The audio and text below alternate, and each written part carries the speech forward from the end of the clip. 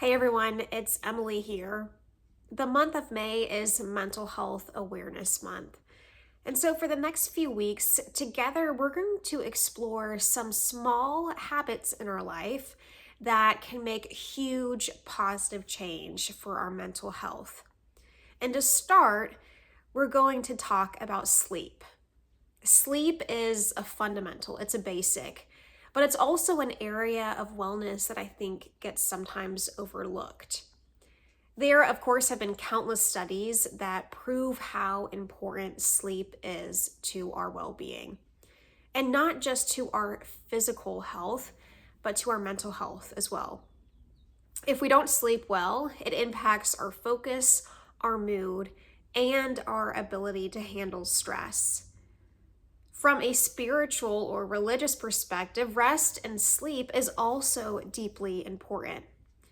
If you're anything like me, one of my biggest barriers to sleep, aside from having two small kids, is the anxious chatter of my mind. It's hard to fully relax when worries or concerns or to-do lists keep running around in my brain.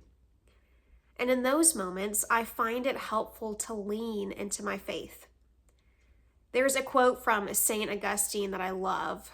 It says, "Our hearts are restless until they find their rest in thee." I have found that in order for me to quiet the chatter of my mind and find true rest, I have to place my life into God's hands. If my mind won't settle down, I practice surrendering my worries over to the Lord. And it's God's presence that brings about true peace. Now, we could have a whole series, a long series even, on strategies for better sleep. And there are many factors that can impact sleep. But today I want to leave you with just 4 simple suggestions to get you started. Number 1, keep your bedroom a bedroom. What do I mean by this? Well, sometimes our bedrooms actually become much more than bedrooms. For many of us, we end up working on our laptops or making to-do lists, folding laundry, watching TV, or scrolling. Research has shown that reserving your bedroom solely as a place for rest can help you sleep better. And that's because your brain begins to recognize that this is a place not where you work, not where you worry, but a place for restful sleep.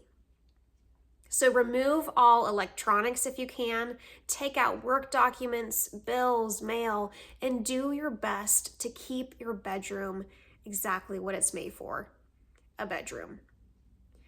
Tip number 2 is to keep a consistent schedule. Our bodies are incredibly intelligent, but they want consistency and rhythm. And so to help yourself maintain good sleep, try to keep a consistent schedule.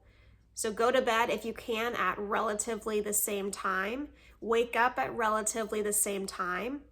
And I know this can be hard. If you're like me and you have small children, it can be particularly hard, but do your best to protect that time and protect your rest.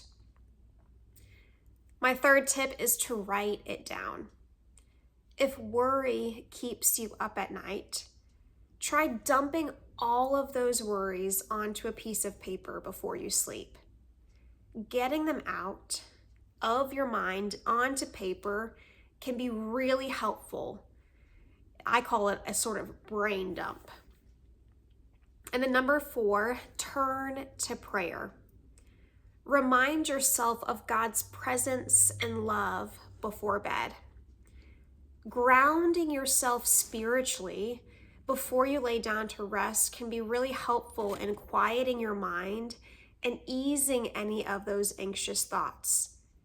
Sometimes this might look like getting on your knees beside your bed and saying a prayer out loud, or it might look like journaling, listening to worship music, or reading scripture.